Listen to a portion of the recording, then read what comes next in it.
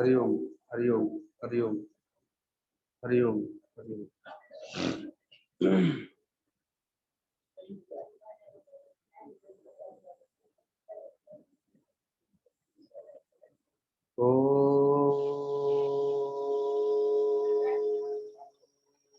श्री परमात्मने नमः।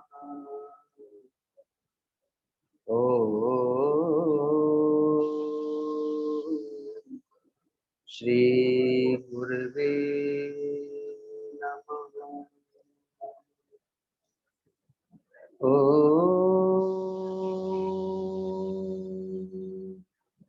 श्री गणेशाय नमः।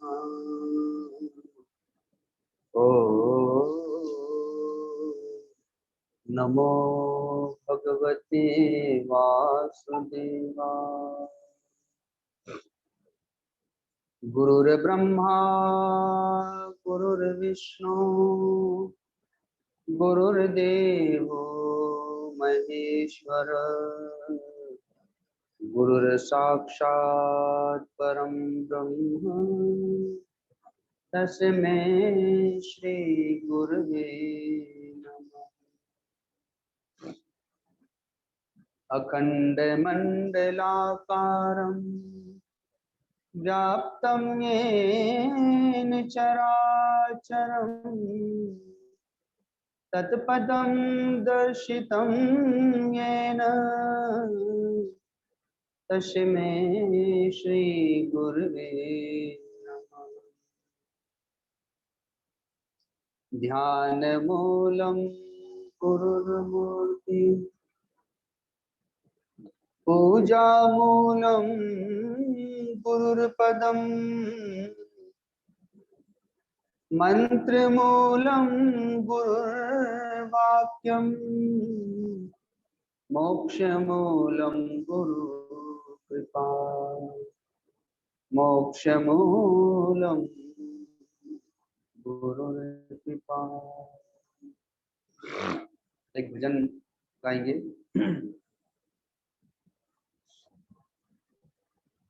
पत्ते पत्ते में है झांकी भगवान की, किसी सूझ वाली आँख ने पहचान ली। पत्ते पत्ते में है झांकी भगवान की, किसी सूझ वाली आँख ने पहचान ली। पत्ते पत्ते में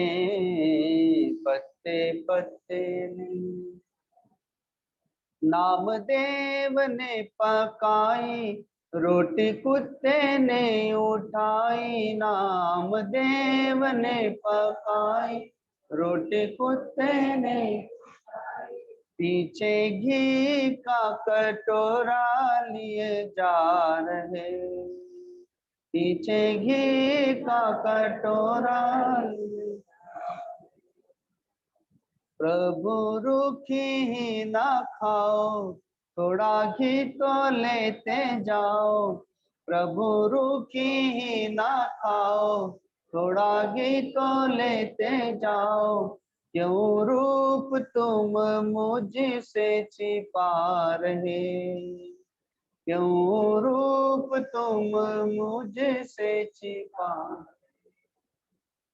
तेरा मेरा एक नूर फिर काहे को हुजूर, तेरा मेरा एक नूर फिर काहे को हुजूर। तूने शकल बनाई है स्वान की, काहे शकल बनाई है स्वान की। किसी सूझ वाली आँख ने पहचान ली, किसी सूझ वाली आँख ने। पत्ते पत्ते में है झांकी भगवान की, किसी सूझ वाली आँख ने पहचान ली। किसी सूझ वाली आँख ने पहचान।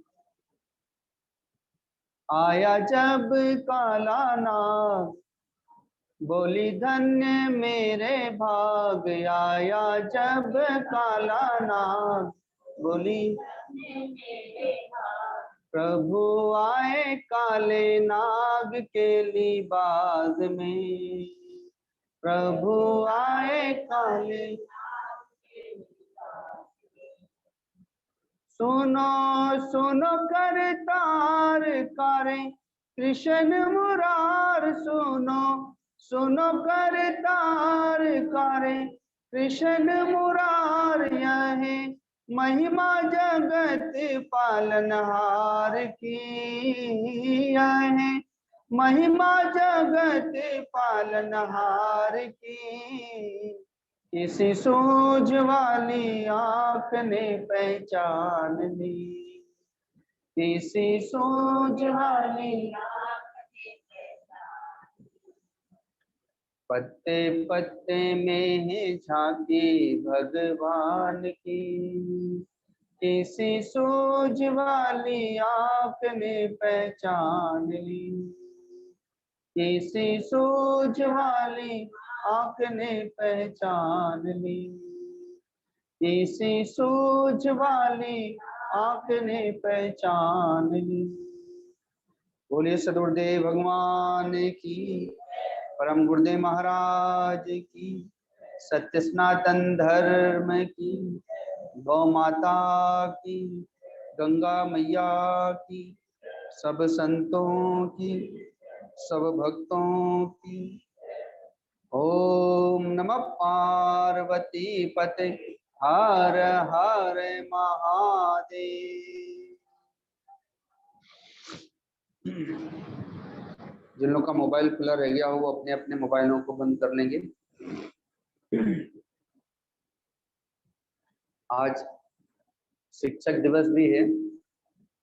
बहुत से विद्यार्थीगण अपने विद्यालयों में शिक्षक दिवस मना रहे हैं। तो वास्तव में शिक्षक कौन है जो हमें शिक्षा दे, लेकिन सत्य की शिक्षा दे। मानस में आया है कि कलयुग में माता पिता बालकनि बुलावई उदर भरे की सीख सिखावई। माता पिता बाल बच्चों को केवल पेट भरने की शिक्षा देते, पहले धर्म की शिक्षा देते थे, सात्विक संस्कारों की शिक्षा देते थे। झूठ नहीं बोलना चाहिए, चोरी नहीं करना चाहिए, मंदिर ले जाते थे, संध्या में खाने को नहीं देते थे, जो खाने योग्य नहीं है उसे नहीं खाने देते थे, खाने योग्य पदार्थों को ही खाने देते थे। तो प्रथम शिक्षक तो हमारी माँ होती है, जो हमें चलना सिखाती है, बोलना सिखाती है, खाना सिखाती है, व्यवहारिक जगत में बहुत सारे कार्य सिखाती है। तो प्रथम शिक्षक वह है। तो शिक्षक वही है जहां से हमें शिक्षा की प्राप्ति हो, और वह भी सत्य की शिक्षा, धर्म की शिक्षा। जो असत्य की शिक्षा हो, जैसे चोर भी सिखाता है अपने बच्चों को चोरी करना सिखाता है, जो तामसी पुरुष है, जो आसुरी प्रकृति के हैं, वो अपने बच्चों को आसुरी शिक्षा देते हैं। भक्त भक्ति की शिक्षा देते हैं, ज्ञानी ज्ञान की शिक्षा देता है, योगी योग की शिक्षा देता है। ये सब शिक्षक ही है। लेकिन वास्तव में शिक्षक वह है जो धर्म की शिक्षा दे, भक्ति की शिक्षा दे, सत्कर्म की, संस्कारों की शिक्षा दे। क्योंकि वास्तव में हमारे काम वही आती है।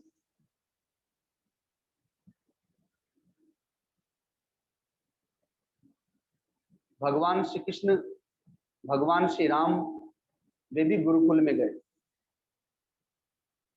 तो प्रथम शिक्षक हमारी माँ होती है, द्वितीय शिक्षक जो होते हैं वह अध्यापक होते हैं। जो हम विद्यालय पढ़ने के लिए जाते हैं तो उन्हें अध्यापक कहते हैं, टीचर कहते हैं। पहले गुरुकुल होते थे तो वहां गुरु कहलाते थे। अब वो टीचर कहलाने लगे, शिक्षक कहलाने लगे।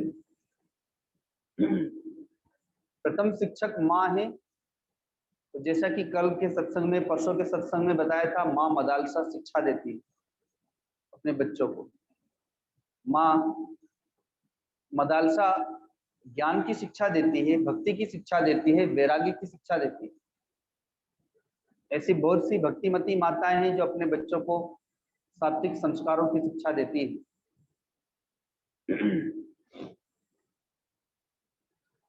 द्वितीय शिक्षक हमारे अध्यापक हुए।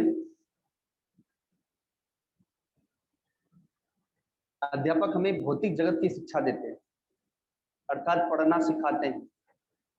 पढ़ना लिखना नहीं आता तो फिर हम किसी भी चीज के विषय में पढ़ नहीं पाते, समझ नहीं पाते, आगे के संसार की गतिविधियों को जान नहीं पाते। तो शिक्षक हमें पढ़ना लिखना तो सिखाते ही हैं, भौतिक जगत की शिक्षा देते हैं। इसलिए वो भौतिक गुरु हुए, वे भौतिक शिक्षक हुए। माँ भी हमें भौतिक शिक्षा ही दी है, इसलिए वह भी भौतिक गुरु ही है। कोई कोई माँ होती है जो आध्यात्मिक गुरु होती है, कोई कोई माँ होती है जो भक्ति की गुरु होती है। अन्यथा सभी भौतिक माँ होती है, भौतिक गुरु होती है, केवल भौतिक शिक्षा देने के कारण से।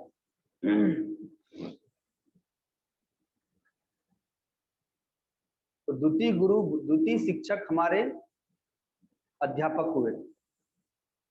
और अपने जीवन काल में, अर्थात केवल अध्ययन में न जाने कितने सारे शिक्षक हो जाते हैं। हिंदी का शिक्षक अलग है, तो गणित का अलग है, तो इंग्लिश का अलग है, तो अन्य विषयों की शिक्षक अलग है, तो बहुत सारे शिक्षक होते हैं। लेकिन हम देखते हैं कि हम उन शिक्षकों से केवल विद्यालय तक ही व्यवहार रखते हैं। विद्यालय से आने के उपरांत हमारा उनसे कोई संपर्क नहीं रहता, और विद्यालय समाप्त हो चुका होता है। आगे के जीवन में तो उन शिक्षकों के विषय में हमें कोई लेना देना नहीं। उन्होंने भौतिक शिक्षा दी है। उसके आगे के शिक्षक अगर व्यापार में गए तो पिता, दादा आदि होते हैं जो हमें व्यापारिक बुद्धि देते हैं, व्यापारिक शिक्षा देते हैं। सर्विस में चले गए तो जहां जहां सर्विस करने जाते हैं वहां के जो अधिकारी होते हैं, वो लोग जो शिक्षा देते हैं सर्विस के विषय में, वो हमारे शिक्षक होते हैं। तो इस प्रकार से भौतिक जीवन में कई सारे शिक्षक बदलते चले जाते हैं। मनुष्य का जीवन हमेशा सीखता ही रहता है उन शिक्षकों से, और आगे बढ़ता रहता है। स्वयं भी दूसरों के लिए शिक्षक बनता चला जाता है। जो सीखा है औरों को भी बताता जाता है, औरों को भी पढ़ाता जाता है, और आगे बढ़ता चला जाता है।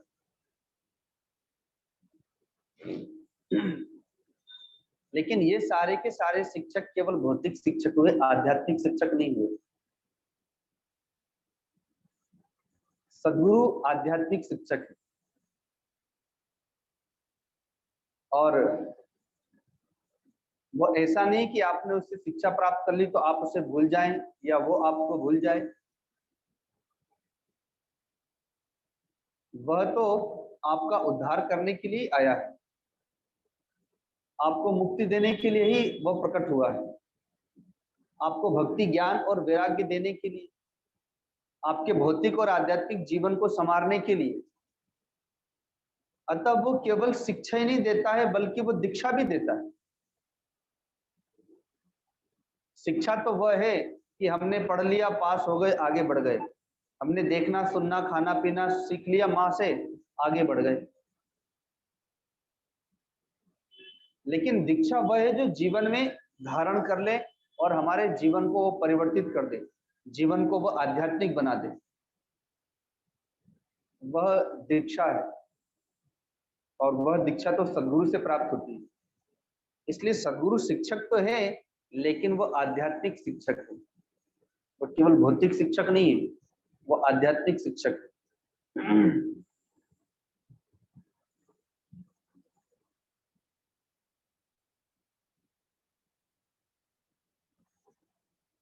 हमारे संतों ने बहुतों से शिक्षा प्राप्त की। उन्हीं में भगवान दत्तात्रेय जी के विषय में आता है। उन्होंने 24 गुरु बनाए। जहां से शिक्षा मिले वही हमारा गुरु है, वही हमारा शिक्षक है। और केवल भौतिक शिक्षा ही नहीं, उनसे हमें आध्यात्मिक शिक्षा भी मिले।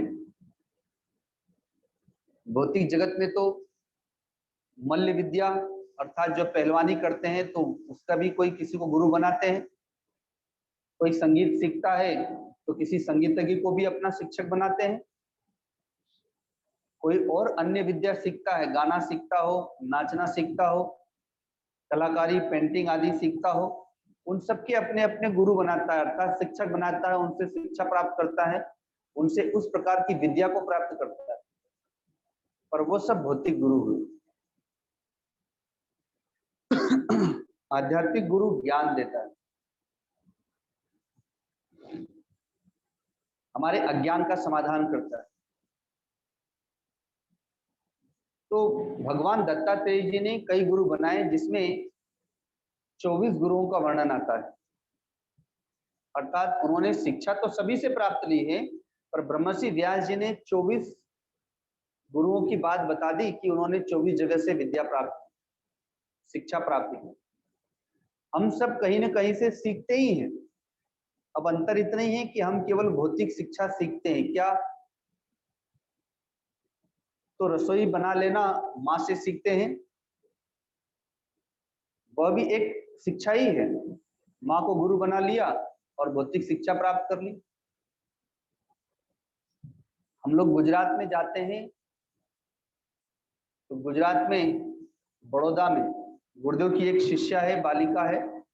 तो शादी विवाह हो गई, पहले अहमदाबाद थी, अब विवाह हो गया, बड़ौदा चले गई, इसकी एक बेटा हुआ। तो वो जब बचपन में खेल खिलौने भी खेलती थी तो रसोई के खिलौनों से खेलती थी, और अपनी माँ से, अपनी नानी से, उसकी 3 मौसियां हैं, उन सब से वो नाना प्रकार के व्यंजन बनाना सीखती थी। गर्मी की छुट्टियों में जब मामा घर जाती थी तो सब मौसियां वहां आ जाती थी, तो उन सब से वो व्यंजन बनाना सीखती थी। उसका वही शौक था, उसका वो मनोरंजन भी था।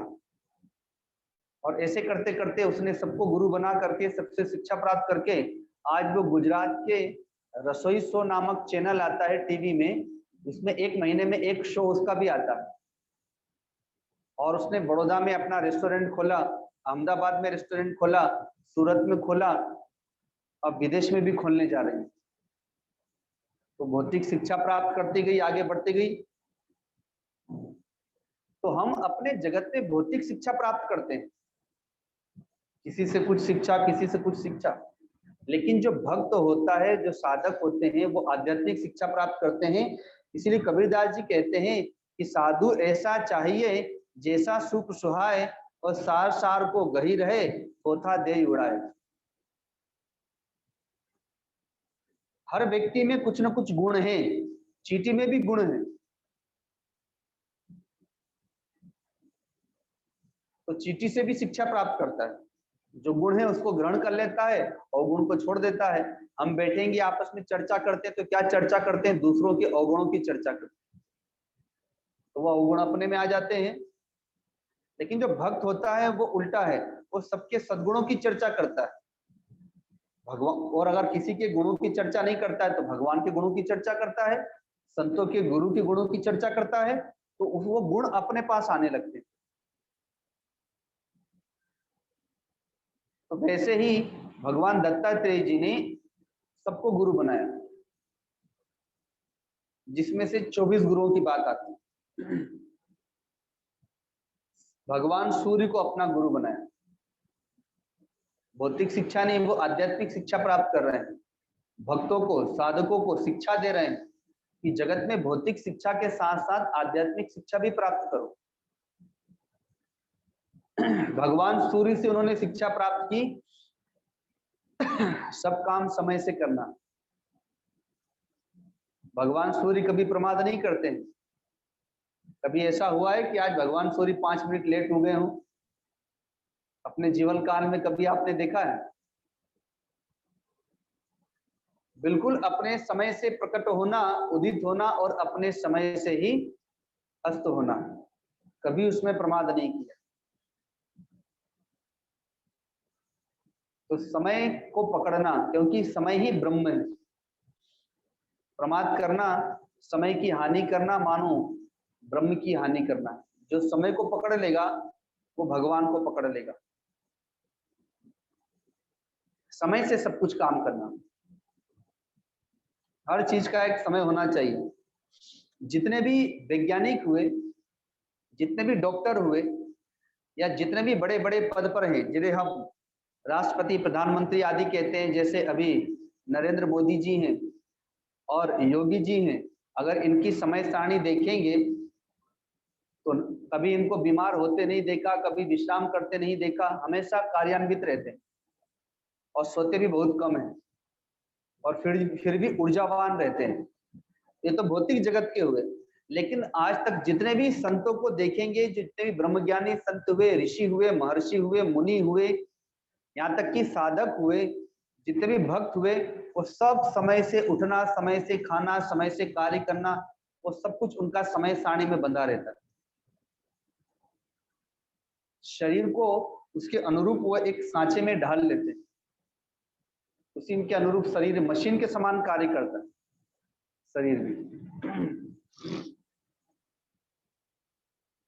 तो भगवान सूर्य से शिक्षा प्राप्त की, समय से सारा कार्य करना। दूसरा, भगवान सूर्य स्वयं तपस्या कर रहे हैं और उनकी तपस्या का तेज, उनकी तपस्या का प्रकाश वो जगत के लिए, अपने लिए नहीं कर रहे हो। हमारी तपस्या औरों के लिए हो। गुरु जी ने भी याद करो नामक पुस्तिका में लिखा है कि आपके पास जब सुख के साधन आए तो अकेले नहीं भोगना उसका, सबको मिल बांट करके सुख बांटना सब में। वैसे ही भगवान सूर्य अपना तेज, अपना तप, अपना प्रकाश वो जगत को देते हैं। अगर भगवान सूर्य का प्रकाश ना हो तो जगत दिखाई नहीं देगा, अंधकार में डूब जाएगा, हम कुछ काम नहीं कर पाएंगे। भगवान सूर्य का प्रकाश है जो हमें सब कुछ दिखाई दे रहा है और अपना अपना काम कर रहे हैं। तपस्या वो कर रहे हैं और प्रकाश जगत को मिल रहा है। तो भगवान सूर्य को उन्होंने एक गुरु बनाया कि साधु संत जो तपस्या करते हैं वो तपस्या जगत के कल्याण के लिए करते हैं।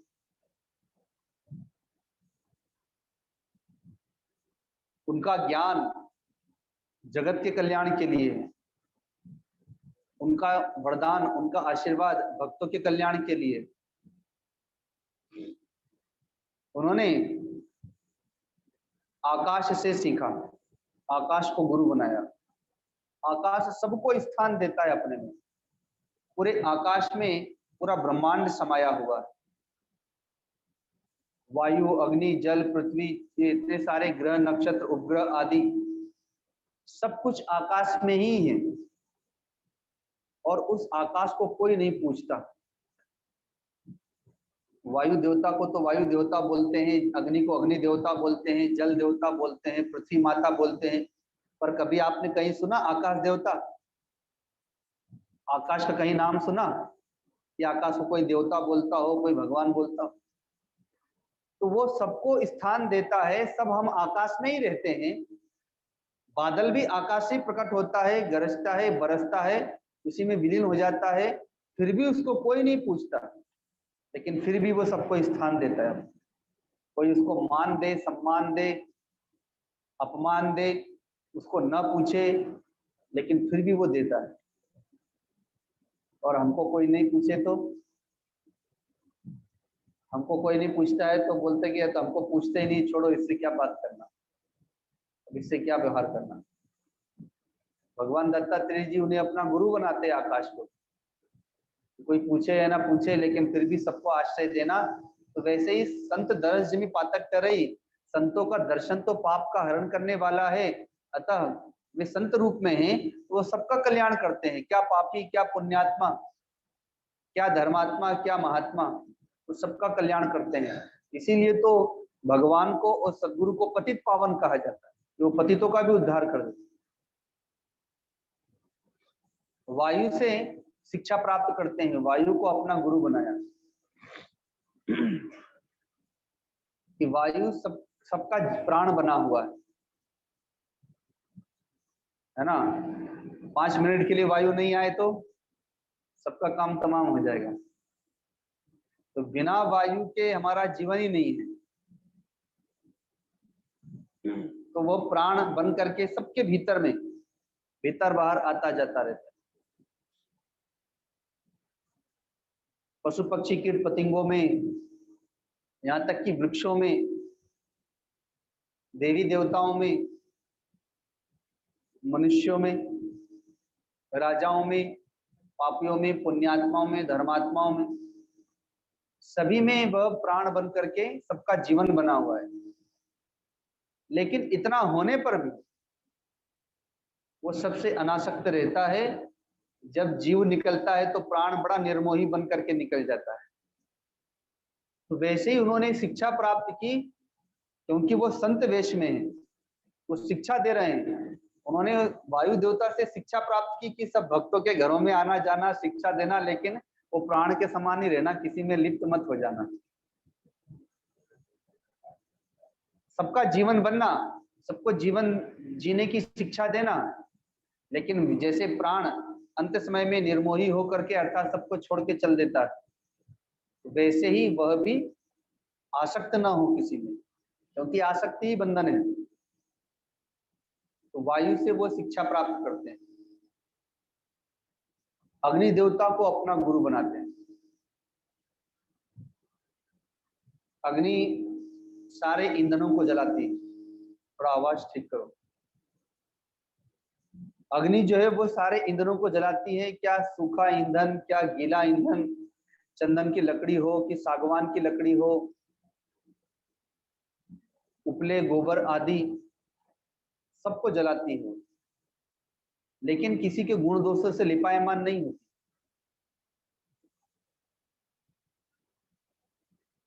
वैसे ही अग्नि के समान होना चाहिए, किसी के गुण दोषों से लिपायमान नहीं होना चाहिए। ऐसी उन्होंने शिक्षा प्राप्त की। भक्तों को भी ऐसे ही होना चाहिए, रहना चाहिए सबके बीच में, लेकिन लिपायमान नहीं होना चाहिए, कमल के पुष्प के समान होना चाहिए। जो रहता है कीचड़ में खिलता है, जल में रहता है, लेकिन फिर भी जल से कीचड़ से सर्वथा निर्लिप्त रहता है। जल से शिक्षा प्राप्त की। जितनी भी नदियां हैं, समुद्र है, उनसे शिक्षा प्राप्त की, उनको अपना गुरु बनाया। नदियां अपना जल कभी पीती है क्या? नदियों का जल औरों के लिए होता है।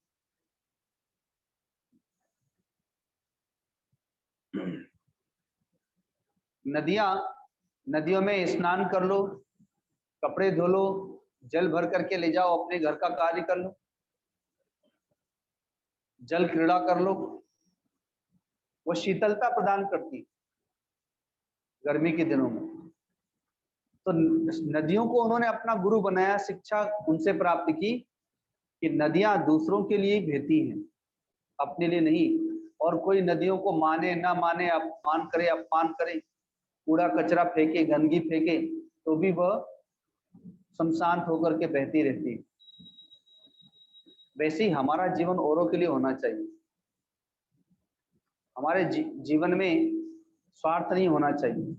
स्वार्थ होगा तो फिर व्यक्तिगत जीवन हो जाएगा। जब परमार्थिक जीवन होगा, हमारा जीवन औरों के काम आएगा। समुद्र से गंभीरता की शिक्षा प्राप्त करते हैं। समुद्र में ना जाने कितनी हजारों नदियां जाती हैं, मिलती हैं, पर फिर भी वो उतना ही शमशांत रहता है। और गर्मी के दिनों में सूर्य देवता कितना सारा जल अवशोषित कर लेते हैं, तो भी वह शमशांत रहता है, गंभीर रहता है, मर्यादा का उल्लंघन नहीं करता। तो वैसे ही हमें भी अपनी मर्यादा का उल्लंघन नहीं करना चाहिए। सुख में अभिमान न करें और दुख में प्रतिकूलताओं में व्यथित न हो, शमशांत बने रहें। समुद्र से शिक्षा प्राप्त की।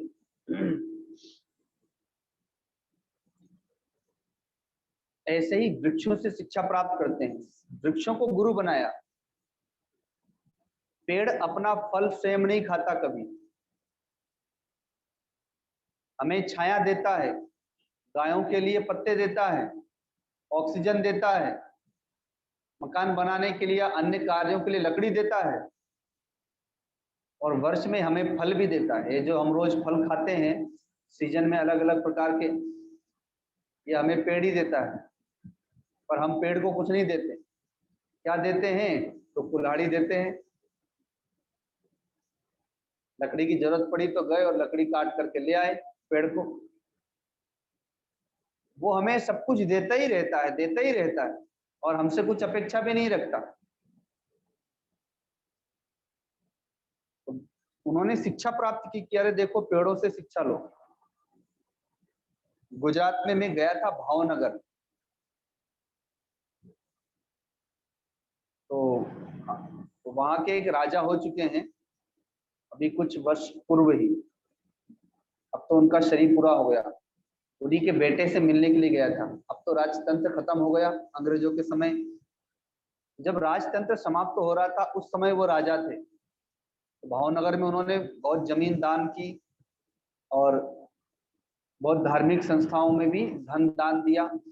आज भी उनका नाम लोग गायन करते हैं, गुणगान करते हैं। तो मैं गया तो वहां के लोगों ने उनकी कुछ बातें बताई, तो उसमें से एक बात मुझे याद रह गई कि एक दिन वो आम का सीजन था, तो आम के बगीचे में बैठे हुए थे, अपने कुछ मंत्रियों के साथ में किसी विषय पर मंत्रणा कर रहे थे। संध्या का समय था, शाम 4-5 बजे। तो आम के पेड़ के नीचे सुंदर सिंहासन पर बैठे थे कुछ सभासद थे, मंत्रीगण थे, वहीं पर विचार विमर्श कर रहे थे। पीछे दीवार थी और दीवार के पीछे बच्चे थे। बच्चों ने देखा नहीं, तो बच्चों ने देखा पेड़, पेड़ में लगे थे सुंदर सुंदर आम। अब आम कैसे मिले? तो पत्थर उठा के मारने लगे, और सारे सारे पत्थर तो पेड़ में लगते नहीं हैं। कुछ पत्थर इधर, कुछ पत्थर टकरा के वापस आ जाते हैं, कुछ टकरा के उधर चले जाते हैं, और कुछ सीधे भी उधर ही चले जाते हैं। तो एक पत्थर राजा के सिर पर जा करके लगा। तो राजा मुकुट भी पहनते थे और पगड़ी भी पहनते थे। गुजराती पगड़ी आप लोगों ने देखी होगी, राजस्थानी पगड़ी भी चलती, बहुत फेमस है। तो गुजराती पगड़ी पहने हुए थे, इसलिए चोट तो नहीं लगी क्योंकि पगड़ी थोड़ी मोटी होती है वहां की। लेकिन जैसे ही सिपाहियों ने देखा कि अरे पत्थर आया, तो तुरंत दौड़ पड़े, किसने मारा, कहाँ से आया, भाई एक राजा को पत्थर लग जाए। तो दौड़ के गए, तो बच्चे लोग तो अपना आम के चक्कर में लगे हुए थे, उन्होंने ध्यान नहीं दिया कि पत्थर कहाँ गया है। सिपाहियों ने पकड़ लिया, 4-5 बच्चे थे। अब बच्चे थर थर कांपने लगे, कोई रोने लगा, कोई गाने लगा कि अब तो हम पकड़े गए। और पता चला कि पत्थर लग गया राजा को, तब तो और पसीना पसीना हो गया कि अब तो दंड मिलेगा। राजा के पास लेके गए, तो वहां जा करके खूब रोने लगे, कोई कुछ कोई कुछ। तो राजा ने कहा छोड़ दो भाई, उनको छोड़ो। बिठाया उन लोगों को, कहा कि अच्छा ये बताओ कि क्या बातें थी, तुम लोगों ने पत्थर क्यों मारा? उन्होंने बताया कि महाराज हम तो आम तोड़ने आए थे, हमें क्या पता था कि आप इस तरफ बैठे हुए हैं। तो हम तो पेड़ को पत्थर मार रहे थे आम के चक्कर में, वो पत्थर आपको लग गया, तो हमसे बहुत अपराध हो गया, हमें क्षमा करें। तो राजा ने कहा अच्छा तुम लोग आम लेने के लिए आए थे? बोले हाँ हम लोग आम के लिए आए थे, और अब हम नहीं आएंगे, अब हमसे गलती हो गई, अब हम यहाँ पर कभी नहीं आएंगे, हम लोग चोरी से आम तोड़ने आए। राजा ने कहा कोई बात नहीं। सिपाहियों को बोला जाओ भाई पेड़ से थोड़ा आम तोड़ करके लेके आओ, और अच्छे अच्छे आम तुड़वाए, और बच्चों को कहा कि इसको खा लो या घर ले जाओ, इसको खा लेना।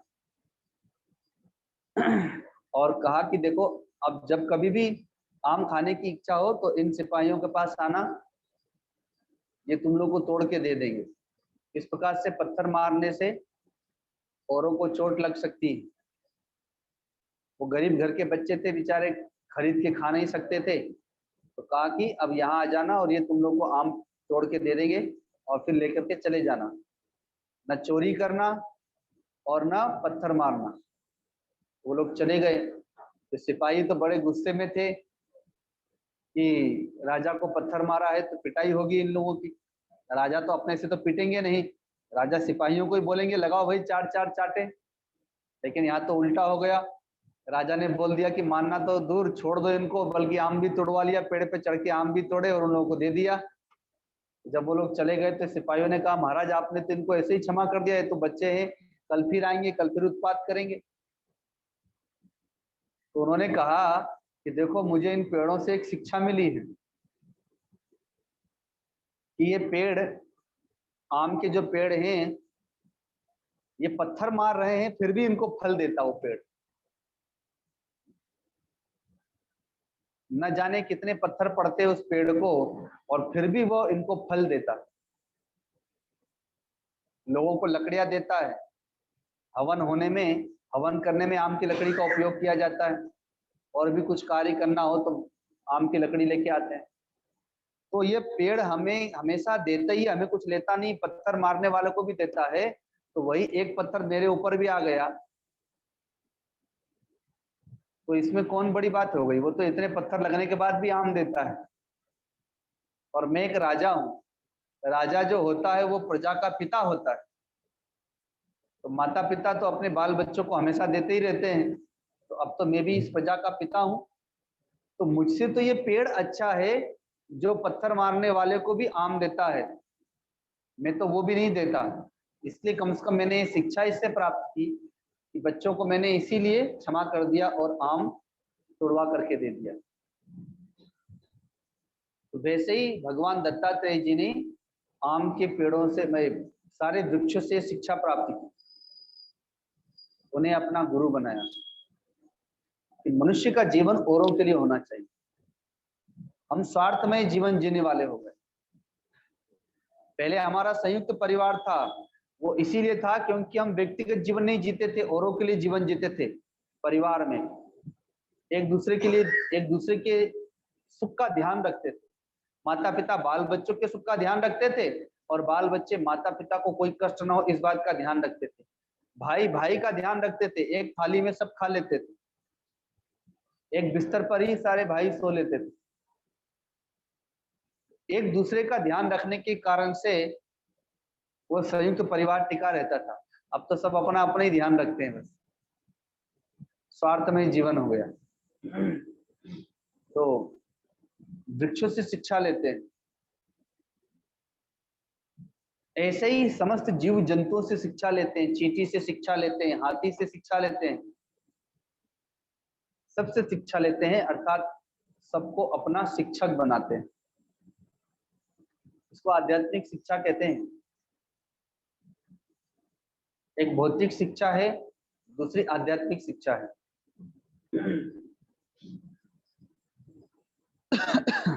भगवान श्री राम बाल्यावस्था में जब गुरुकुल पढ़ने का समय आता है तो माँ कौशल्या ने कहा महाराज दशरथ से कि एक तो ऐसे ही चौथी अवस्था में घर में संतान हुई है और आप अभी ये तो छोटे से ही हैं, इनको पढ़ने भेज रहे हैं गुरुकुल में,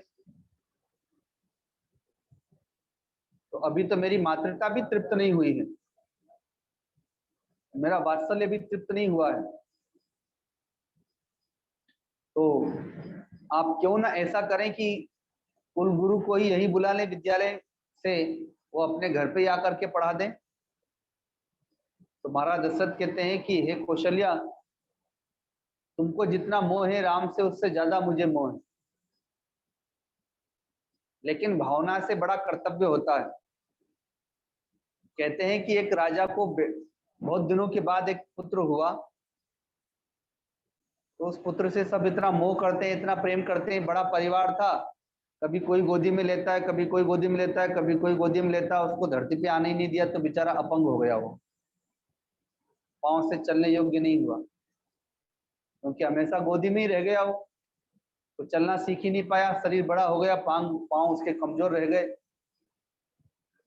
तो वैसे ही कहते हैं कि भावना से, प्रेम से बड़ा कर्तव्य होता है।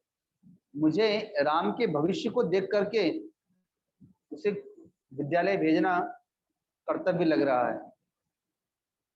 वहां पर वह जाएगा, गुरुकुल में तो झाड़ू लगाएगा, तुम तो उसके महल में उसे झाड़ू लगाने नहीं दोगी।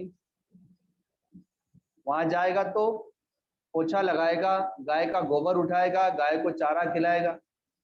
यहाँ तो सब नौकर चाकर करेंगे, ये सब तो तुम करने नहीं दोगी। वहां पर वो अपने गुरुजी के लिए भिक्षा लेकर के आएगा।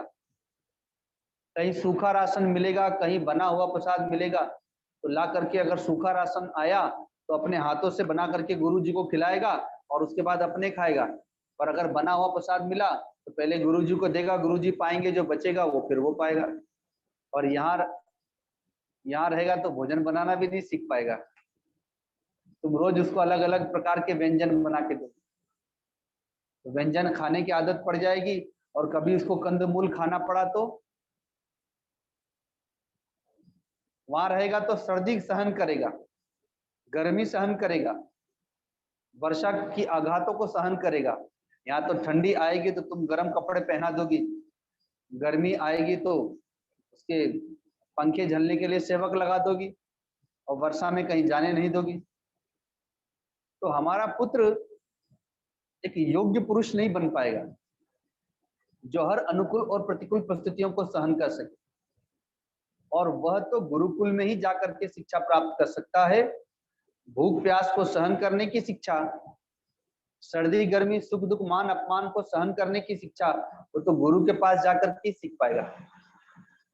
ये शिक्षा कोई माता पिता थोड़ी देते।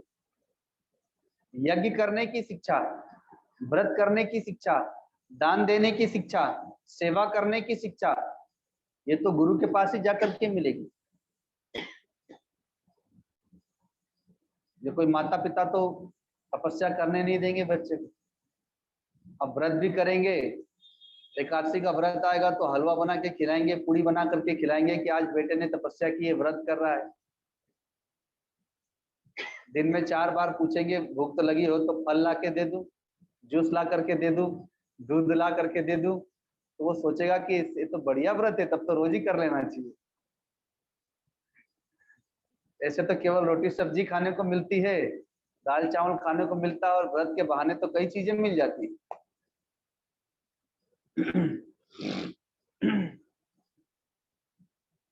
तो ये सारी की सारी शिक्षाएं राम को गुरुकुल में जाकर के मिलेगी।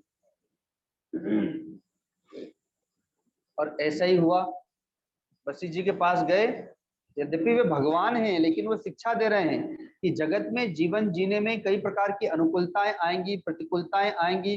कभी सुख देखने को मिलेगा, कभी दुख देखने को मिलेगा। जीवन में अपार संपत्ति मिलेगी, अमीर हो जाएंगे, तो कभी गरीब भी हो सकते हैं। तो कैसी भी परिस्थिति हो उसके लिए हम तैयार हो तो वो गुरुकुल जाकर के ही सीख पाएंगे विद्या। और भगवान श्री राम के जीवन में 14 वर्ष के लिए वन में जाना लिखा ही था। तो 14 वर्ष की तैयारी उन्होंने गुरुकुल में पहले ही कर ली। सर्दी गर्मी वर्षा को सहन करना, मान अपमान को सहन करना, भूख प्यास को सहन करना, वो सब उनके 14 साल में काम आ गए। आजकल के बच्चे से तो सहन होता ही नहीं है, क्योंकि वो शिक्षा प्राप्त करते नहीं, बस पढ़ाई लिखाई करते रहते, दिन रात पढ़ाई लिखाई।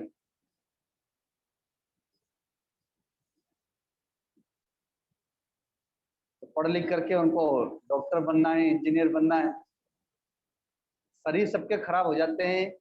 तो आजकल चल गया है, पैकेट में चिप्स आता है, वो चिप्स खा करके, चाउमीन खा करके, मैदा का जितना भी आइटम है वो सब खा खा करके सबने शरीर खराब कर लिया। छोटी सी अवस्था में चश्मे लग गए। पहले बुढ़ापे में किसी किसी को चश्मा लगता था, अब छोटे बच्चे ही चश्मा वाले हो गए पढ़ करके, क्योंकि शारीरिक मेहनत कुछ भी नहीं है, अनुकूलताओं प्रतिकूलताओं को सहन करने की क्षमता है नहीं। और ये सुबह उठ करके चाय पीते हैं सब, बच्चों को भी चाय चाहिए। भगवान तो माखन खाते थे चुरा करके, शिक्षा दी है कि कलयुग में माखन नहीं मिले तो चुरा के खा लेना, लेकिन यहाँ तो चाय चाहिए, दूध भी नहीं पीते अब, तो इसलिए चश्मे लग रहे हैं, शरीर कमजोर हो रहा है। ऊपर से अलग से मोबाइल चल गया तो बच्चों के सारे खेल भी छूट गए, और वो मोबाइल में ही सारे खेल खेल लेता है। कार्टून देखना हो या चाहे अन्य जो भी उसको गेम खेलना हो, सब मोबाइल में ही आ गया और शरीर कमजोर कर लिया।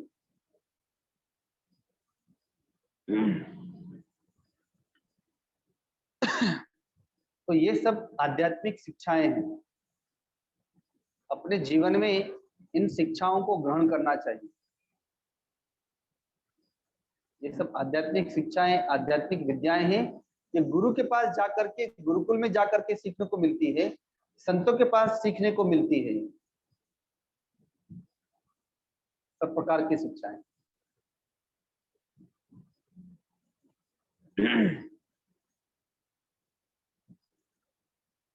सांदीपनी मुनि को उनके गुरुजी ने शिक्षा दी। जब शिक्षा पूर्ण हो गई और भी सारे शिष्यों की शिक्षाएं पूर्ण हो गई, तो गुरुजी के शरीर का समय अब पूरा हो गया। तो गुरुजी जब जाने लगे तो सारे शिष्यों को कुछ न कुछ देने लगे। किसी को गौशाला दे दी, किसी को आश्रम दे दिया, किसी को अपने ग्रंथ दे दिए। सांदीपनी मुनि को कुछ नहीं दिया, उनको एक शिक्षा दी। उनको शिक्षा दी कि पढ़ लिख करके मैंने सारे वेदों का, शास्त्रों का, पुराणों का ज्ञान तुमको दे दिया है। तो कल के दिन जब तुम गुरु बनोगे, अर्थात अपना गुरुकुल बनाओ, उस गुरुकुल में तुम भी विद्यार्थियों को शिक्षा दो, शिक्षा का दान करो। लेकिन एक बात का ध्यान रखना कि तुम्हारे पास जो भी विद्यार्थी आए, वो भीतर से उनको भगवान समझना कि भगवान ही मेरे पास में इस रूप में पढ़ने के लिए आए। यदि तुम इस बात को ध्यान में रखोगे तो एक दिन सच में तुम्हारे पास भगवान ही आ जाएंगे पढ़ने के लिए। तो अपने गुरु की शिक्षा को याद रखा उन्होंने, सांदीपनी मुनि ने। और एक बार भगवान श्री कृष्ण स्वयं पहुंच गए पढ़ने के लिए, जबकि भगवान के कुल गुरु गर्गाचार्य जी हैं ही, लेकिन फिर भी उनको छोड़ करके मथुरा से भगवान पढ़ने के लिए उज्जैन गए, सांदीपनी मुनि के पास। माँ शबरी को उनके गुरुजी ने शिक्षा दी और कह दिया कि तुम्हारे यहाँ पर स्वयं भगवान आएंगे, राम आएंगे। अयोध्या के नरेश महाराज दशरथ के वे शिष्य हैं, तुम्हारे पास आएंगे, तुम्हें कहीं जाने की आवश्यकता नहीं, तुम बस प्रभु का स्मरण करते हुए उनकी प्रतीक्षा करना। तो अपने गुरु की शिक्षा को धारण किया और प्रतीक्षा करती रहती है, प्रभु का स्मरण करते। एक दिन भगवान स्वयं आते हैं। तो आप लोग भी तो माँ शबरी बन सकती हैं, ये इसे अपनी कुटिया बना लें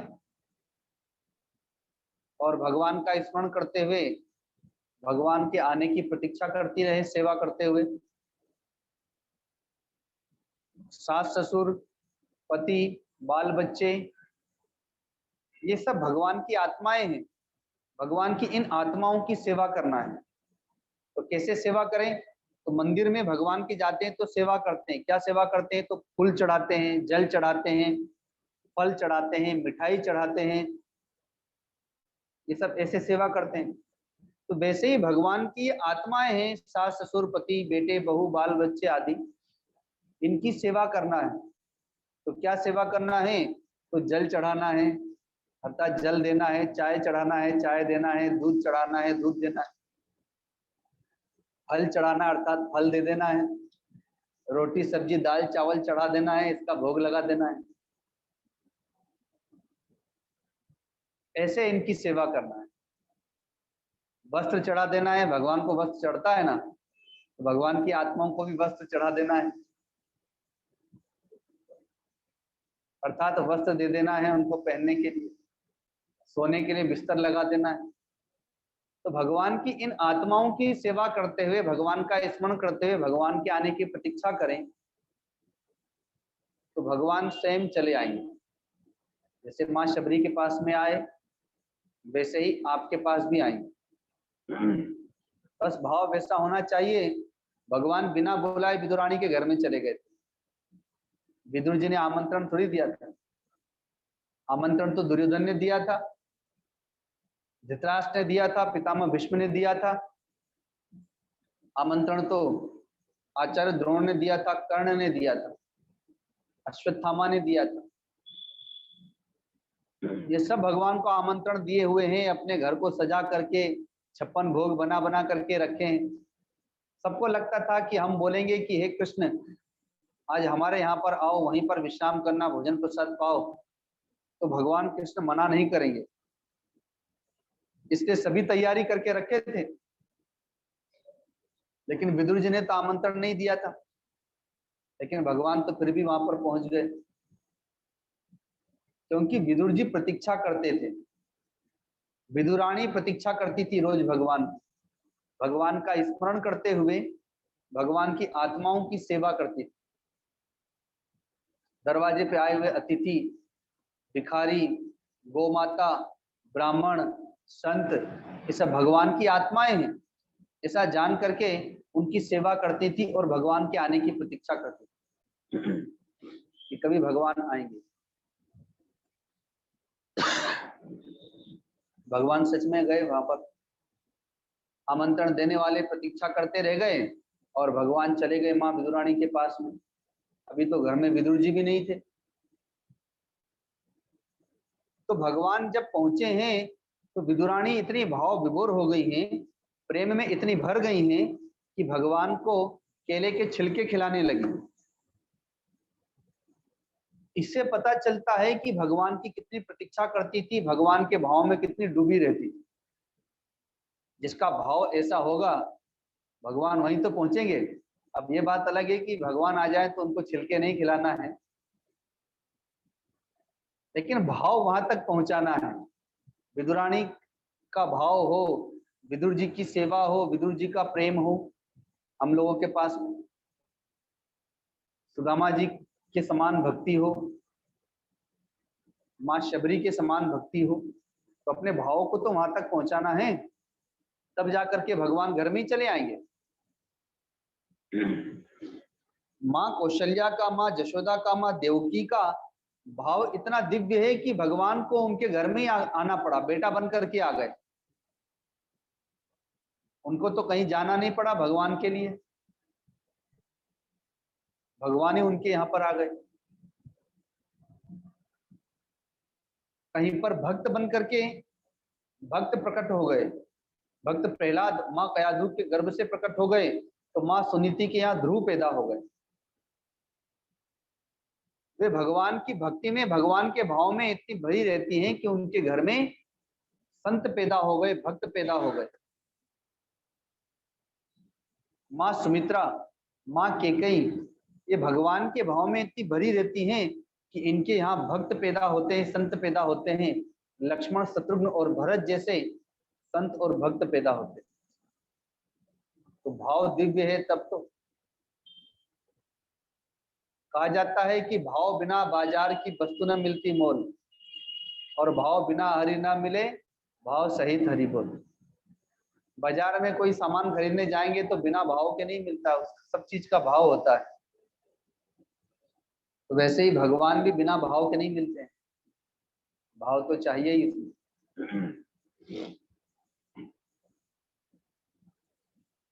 तो आज शिक्षक दिवस है। तो जहां जहां से शिक्षा मिले, केवल भौतिक शिक्षा ही नहीं, आध्यात्मिक शिक्षा, और आध्यात्मिक शिक्षा आज अच्छे प्रकार से कई ढंग से आप लोगों को समझाई गई। कहीं से कुछ सीखे, कहीं से कुछ सीखे, तो तभी हमारी आध्यात्मिक, तभी हम शिक्षक दिवस मनाएंगे जैसा माना जाएगा जब हम आध्यात्मिक शिक्षाओं को सीखेंगे। संत से, सदगुरु से आध्यात्मिक शिक्षा मिलती है। भौतिक शिक्षाएं तो मिलती ही हैं, साथ में आध्यात्मिक शिक्षाएं भी मिलती हैं। भौतिक जगत में भौतिक शिक्षक आपको भौतिक विद्या देते हैं और बदले में आपसे कुछ लेते भी हैं। अब टीचर के पास पढ़ने जाइए तो बिना कुछ दिए तो टीचर पढ़ाएगा नहीं। संगीत सीखने जाइए तो संगीत का टीचर भी आपसे कुछ लेगा, लेकिन आध्यात्मिक शिक्षक वो तो हमेशा आपको देते ही रहते हैं। आज ही सुबह के सत्संग में बताया भी था कि पृथ्वी माता को हम बीज बोते हैं, पृथ्वी माता में तो वो 1000 गुना करके दे देती है। भगवान को हम कुछ चढ़ाते हैं तो भगवान उसको 1000 गुना करके दे देते हैं। वैसे ही संत को, सदगुरु को यदि हम कुछ समर्पित करते हैं तो वह भी हमारे पास 1000 गुना होकर के लौटता है। जैसे विश्वामित्र जी को भगवान श्री राम और लक्ष्मण दिया महाराज दशरथ ने। विश्वामित्र जी पहुंच गए महाराज दशरथ के पास कि मुझे तुम्हारा राम चाहिए, यज्ञ सफल नहीं हो रहा है, रावण के अनुचर खर सुबाहु, ताड़का और मारीच ये विघ्न उत्पन्न कर रहे हैं। तो पहले तो वे मना करते हैं, लेकिन वशिष्ठ जी के कहने से दे दिया। तो राम जी को लेकर के गए और अपना यज्ञ पूर्ण कराया उनसे, ताड़का का वध कराया, राक्षसों का वध कराया और अपनी अस्त्र विद्या दे दी विश्वामित्र जी ने। उसके बाद मां अहिल्या का उद्धार कराया और शिव जी का धनुष भंजन कराया और चारों भाइयों के लिए राजा जनक की और उनके भाई की पुत्रियों को दिया, अर्थात चारों भाइयों का विवाह कराया। तो विश्वामित्र जी ने राम जी को लेकर के उन्हें केवल दिया ही है, विश्वामित्र जी को तो कुछ प्राप्त नहीं हुआ। यज्ञ भी पूरा हुआ तो यज्ञ तो विश्व शांति के लिए कर रहे थे कि जगत में शांति हो। तो इसलिए सदगुरु की जो गुरु दक्षिणा होती है वो तो यही होती है कि वो जो आपको शिक्षा दे उसको आप जीवन में उतारे, वही उसकी गुरु दक्षिणा है। भगवान ने गीता जी में महात्मा अर्जुन से गुरु दक्षिणा मांगी, ब्रह्म ज्ञान दिया, ब्रह्म विद्या दी गुरु बन करके, और गुरु दक्षिणा मांगी कि हे अर्जुन तुम अपना मन मुझे दे दो, मेरे भक्त बन जाओ, मेरी आज्ञा का पालन करो और मुझे नमस्कार करो, मैं सत्य प्रतिज्ञा करके कहता हूं कि तुम्हारा उद्धार कर दूंगा। तो भगवान ने तो गुरु दक्षिणा में महात्मा अर्जुन का मन मांगा कि तुम अपना मन मुझे दे दो। कौन सा मन? जो अज्ञानियों से प्रकट हुआ है, जिसमें काम क्रोध लोभ मोह राग द्वेष आदि भरे हुए, वह मन मुझे दे दो। भक्ति ज्ञान और वैराग्यमय एक दूसरा मन तुम्हें दूंगा, जिसमें भक्ति होगी, ज्ञान होगा, वैराग्य होगा, करुणा होगी, दया होगी और भी अन्य व्रत होंगे, वह मन तुम्हें दूंगा। तो शिक्षक दिवस का वास्तव में तात्पर्य यही है। विद्यार्थी तो आप लोग भी हैं, छोटे बच्चे तो विद्यार्थी हैं, वो तो विद्यालय पढ़ने जाते हैं, लेकिन आप लोगों की यही क्लास ही चल रही है। आप लोग बड़े हो गए तो ये मत सोचिए कि अपना विद्यालय पूरा हो गया। अब आप लोग आध्यात्मिक विद्यालय में पढ़ने आ गए। ये आप लोग का आध्यात्मिक विद्यालय है। यहाँ पर अध्यात्म की शिक्षा दी जाती है, भक्ति ज्ञान वैराग्य की शिक्षा दी जाती है, सद्व्यवहार की शिक्षा दी जाती है। माँ, पत्नी, बहन, बेटी, आप कहीं पर बेटी है, कहीं माँ है, कहीं बहन है, कहीं बहू है, कहीं पत्नी है। अपने अपने उस पद के अनुरूप आप क्या व्यवहार करें कि जो भगवान को प्रसन्न कर लें अपने व्यवहार से, वो शिक्षा दी जाती है। तो इसलिए इस शिक्षा को धारण करना, अपने जीवन में उतारने का प्रयत्न करना, तो यही आपका वास्तव में शिक्षक दिवस है। शिक्षाओं को धारण करना है। अब यहीं पर वाणी को विराम देते हैं। कल पुनः इसी समय 3:30 बजे के लगभग आप लोग यहाँ पर एकत्रित हो जाएंगे। भजन होता है, जो लोग भजन में सम्मिलित होना चाहते हैं भगवान को भजन समर्पित करना चाहते हैं, इस समय से आ जाएंगे 3:30 बजे। 3:30 से 4 तक भजन होता है और 4 से 5 फिर सत्संग होता है।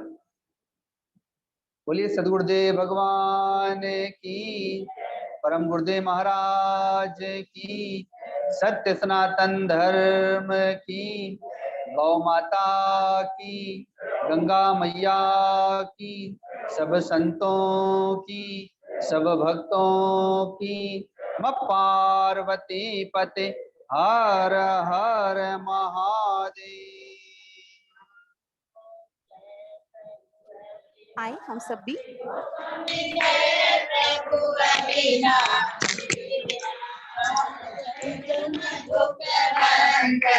भारत जन दुख गट गट के हरि ओम जय प्रभु अविनाशी सबके भीतर सबके सबके परखासी वो स्वामी सबके परखासी सबको सब विधि देते सबको सब विधि देते आनंद की राशि हरि ओम प्रभु अविनाशी जन्म मरण सुंदर के शरण जो वासी वो स्वामी शरण जो वासी ज्ञान और ज्ञान सिखा कर ज्ञान सिखा कर काटो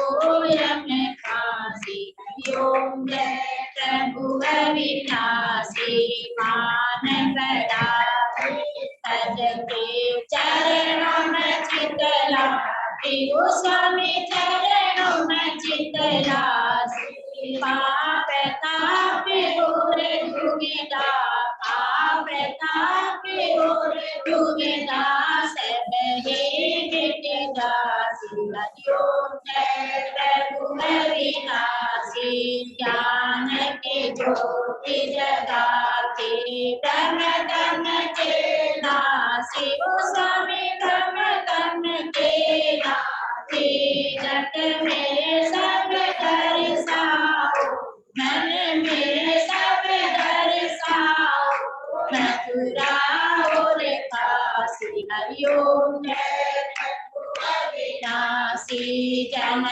जन्म से सोवती आयु मोहनी इंद काशी वो स्वामी मोहनी इंद काशी नाथ जगाओ सतगुरुदेव जगाओ आपको गुण गासी हरि ओम जय प्रभु अविनाशी अपना रूप लखाओ दर्शन अविनाशी ओ स्वामी दर्शन अविनाशी प्रेम भक्ति वर दी दो दया दृष्टि कर दी दो मैं बलि बलि दासी हरि ओम जय प्रभु अविनाशी आज्ञा मान जो आपकी हो कर भी सेवा वो स्वामी हो कर भी सेवा सुख शांति मन आवे सुख संतोष मन आवे मुक्ति फल पासी हरि ओम जय प्रभु अविनाशी ओम जय प्रभु अविनाशी ओ स्वामी जय प्रभु अविनाशी निर्वाणी जय प्रभु अविनाशी आरत जग दुख भंजन आरत सब दुख घट घट के वासी हरि ओम प्रभु अविनाशी किसी जाके आगे देखो मंगे दया करो दयानिधि सबके मन के कृपा करो कृपा निधि सबके मन के परम पिता परमात्मा सभी प्राणी हो सुखी सभी प्राणी हो निरोग सभी सदाचारी बने सभी प्राणी हो निशोक, दुर्गुणों का नाश हो प्रभु, सद्गुणों का विकास हो प्रभु, दुख में धीरज रहे प्रभु, सुख में उदार हो प्रभु, प्राणी मात्र का कल्याण हो प्रभु, तेरी हमेशा याद रहे प्रभु, तेरी इच्छा पूर्ण हो प्रभु, सभी सर्वदशा में पूर्ण हो प्रभु। ओम शांति शांति शांति। त्वमेव माता पिता त्वमेव त्वमेव बंधु सखा त्वमेव त्वमेव विद्या त्वमेव त्वमेव सर्वं मम देव देव त्वमेव सर्वं मम देव देव त्वमेव सर्वं मम देव देव। गुरु ब्रह्मा गुरु विष्णु गुरुदेवो महेश्वर, गुरु साक्षात् परं ब्रह्म तस्मै श्री गुरुवे नमः। ज्ञान मूलं गुरु मूर्ति, पूजा मूलं गुरु पदम्, मंत्र मूलं गुरु वाक्यं, मोक्ष मूलं गुरु कृपा। बोलो सद्गुरुदेव भगवान की जय। आज के आनंद की जय, सब संतों की जय, सब भक्तों की जय। धर्म की अधर्म का, प्राणियों में विश्व का, गौ माता की, गंगा मैया की जय, सब संतों की, सब भक्तों की जय। हर